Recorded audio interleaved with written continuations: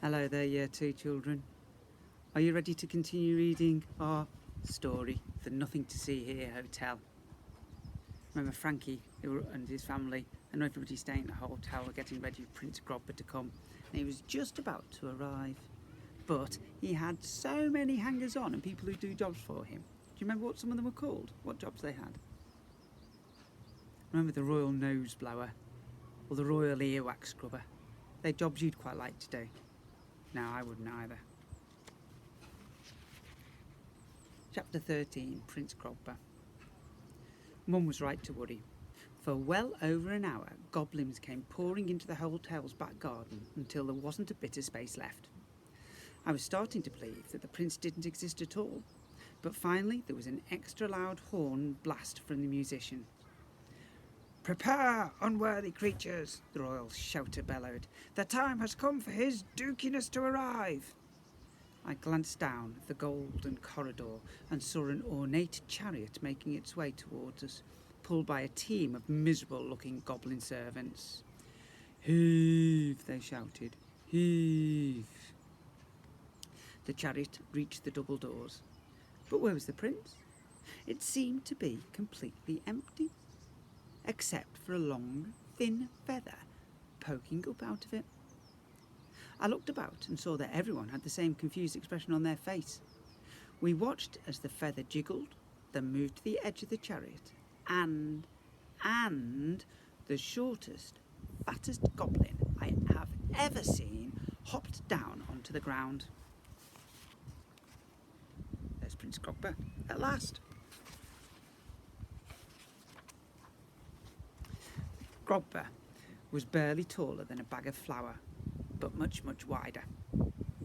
The prince looked like a grey pumpkin in curly-toed slippers. He was dressed in pink and purple robes covered with tiny gold embroidered flowers and was dripping in jewellery of every kind. Bangles and necklaces tinkled as he walked, and the rings on every one of his fingers glinted in the sunlight.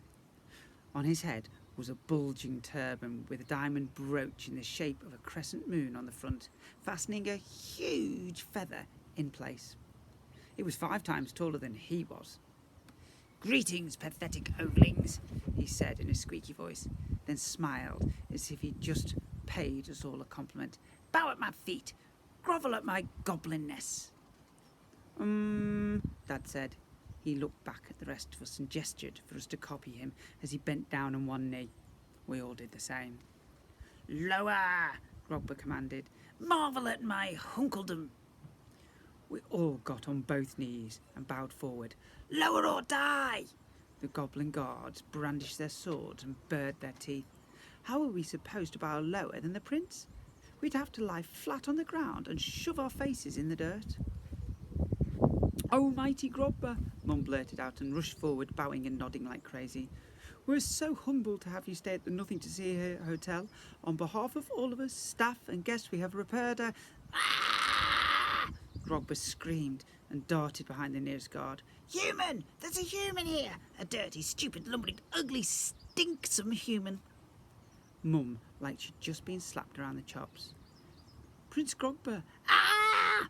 If I could explain, ah! We actually, ah! Run the hotel!" The prince stopped screaming and peeked out from behind the expressionless guard. "What?" he said.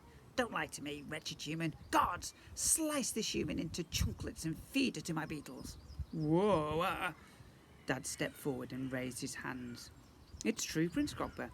My great-great-grandfather, Abraham Bannister, built the hotel." The prince reeled backwards when he saw Dad. "There's more of them," he said with a look of horror on his fat little face. "It's a plague." "I can assure you that there is no plague," Mum said, trying to sound calm. "We are the Bannister family and we manage this hotel." "My great-great-grandmother is Rigurgita Glump," Dad added.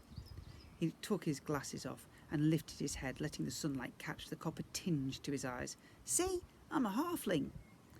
Prince Grappa stopped his whimpering and glared at both of them. There wasn't a person in the whole of the magical world that hadn't heard of Granny Rigurgita. "You?" the prince said to Dad. He looked so disgusted I thought he might be sick. The offspring of Mistress Glump? Yup, said Dad. "'S right," Mrs. Drunt shouted from the top of the slide. If I may say, Lady Leonora said, floating out of the crowd. She pulled a ghostly flower out of the air and offered it to the prince. The Bannisters have magical blood and are nothing to worry about, your highness. But... Grappa's bottom lip trembled. We've prepared a feast for you, Mum said, pulling a famous welcome to the hotel smile. How could I possibly eat with that stink of humans in the air? There's gull gizzard pate and cockroach crostini, Nancy said. Grappa's jaw dropped and I spotted a little line of drool dribbling down his chin. I told you magical creatures were greedy. He stepped back out from behind the guard and straightened his robes. "Well, I suppose I can tolerate the stink if there's just 2 humans," he mumbled. "Well," said Mum carefully, "there are actually 3. "What?" Grappa clutched at his necklaces in panic. Mum pointed in my direction and the prince slowly shifted his gaze towards me. "Hello," I said, wavering. I couldn't help but enjoy the look of revulsion on Grappa's face. Prince Grappa blinked wildly, opened his mouth to speak, fainted face down in the mud with a satisfying squelch. Chapter 14. A Right Royal Pain. I think we know who we're talking about there, don't we? "Hath he popped his conchers?" the Molar sisters asked. "If he has, can we eat him?" said Madam Macready, the geriatric banshee. She licked her crusty lips hungrily. Nancy had carried the prince inside and he was now lying on a sofa in the reception hall with everyone huddled around. No one knew what to do, so we just stared at him. There he is, collapsed on the sofa. Grappa's subjects and guards and wives seemed very unsurprised that he'd fainted, so I guessed that this was something he did quite a lot. In fact, for the most part, they didn't seem to care at all, and a lot of them had already plodded off for a paddle in the swimming pool.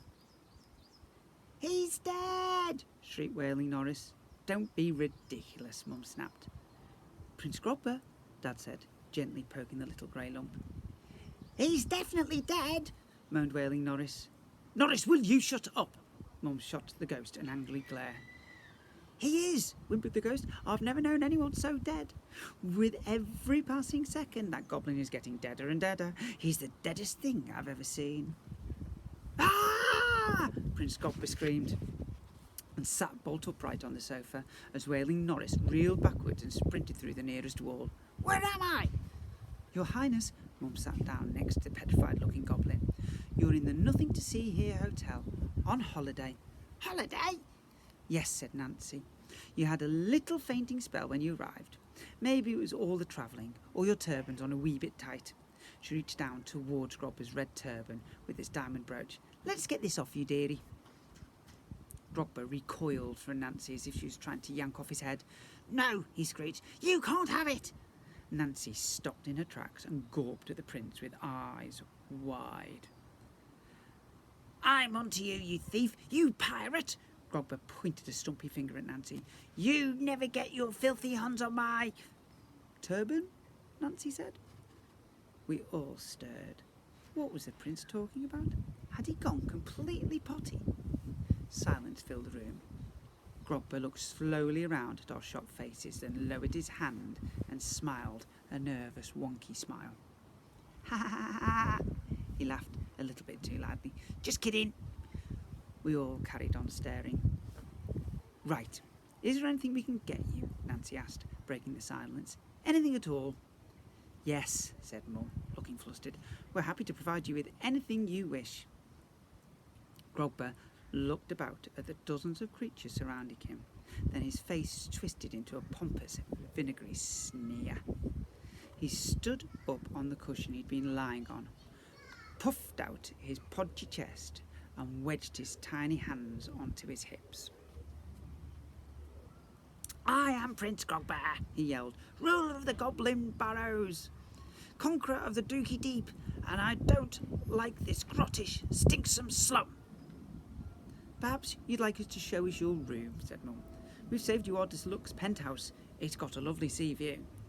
No, shouted the prince. Not good enough. I want this room. This room? Mum like she was about to lay an egg. Yes, this room, you prattling pook.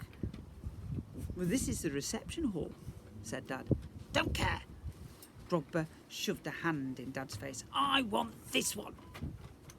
It's got a high ceiling and my own private plunge pool. That's a fountain, Mum explained. There they are in the reception hall.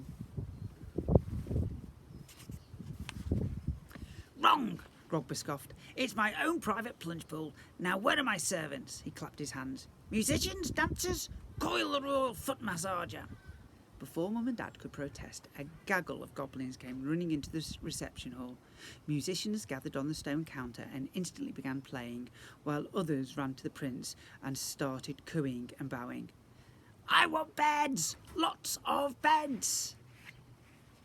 More goblins came tripping down the staircase, carrying mattresses above their tiny heads. One or two still had bed sheets on them and folded clothes. "That's my mattress!" gasped Gladys Potts, pointing at the sheet with a little doggy bone pattern. Hands off, the prince hissed. It's mine now. Everything is mine. I don't think I've ever been speechless in my life, but at that moment I couldn't have spoken even if you'd begged me to. The knobbly little whelp was taking over the entire hotel. You! Grappa pointed at Nancy. I'm going to take a dip in my plunge pool, and I want fresh spider silk towels. Make them, now! A battalion of goblin guards surrounded Nancy and pointed their spears and swords at her. Nancy gasped in fright and started frantically weaving large, fluffy towels out of web. It would be smart if you all do exactly as I say, when I say it, said Grappa to the entire room. If you want to live, that is. With that, the prince dropped his silk robes to the ground and stood there, but naked, except for his turban and that stupid feather. "Well, I never!" the Molar sisters gasped. Grappa strutted towards the fountain, his plump grey bottom jiggling about like a pair of tiny overboard chickens. Call forth the royal bubble blowers! Grappa bellowed as he lowered himself into the fountain. A team of goblin servants came running into the reception hall, clutching reed straws in their little hands. They circled the pool below the water witch statue, dropped to their knees and dipped the end of their straws into the fountain. Then, taking deep breaths, they started to blow bubbles with every bit of lung power that they could muster. That's better, said the prince. Almost thought I was going to have to live in squalor this grotty holiday. Just when I thought Prince Grappa was going to relax and stop barking orders at people, his beady eye looked at me. I suddenly felt panicked, so I just shrugged and stared at the floor. You hideous human child! I lifted my head, stared at the nasty little bogey in his bubble bath. The last thing I was going to do was show him I was nervous, even though I was trying very hard not to swear. To the kitchen with you, Grappa barked at me. Fetch me frog grog, now! I wish I could tell you I stood my ground and I didn't move. I also wish I could honestly say that I shouted, "Get lost, you chubsome chunker!" at the prince, but I didn't. Mum and Dad had me well trained to be nice to guests, so before I had time to think, I was halfway to the kitchen. Bummer. Hope you've enjoyed our story so far. He's creating an awful lot of trouble, isn't he, Prince Grappa? Hope you're not creating any trouble at home, guys. Remember our school motto: if you see someone without a smile, give them one of yours. Keep smiling, everyone. Bye now.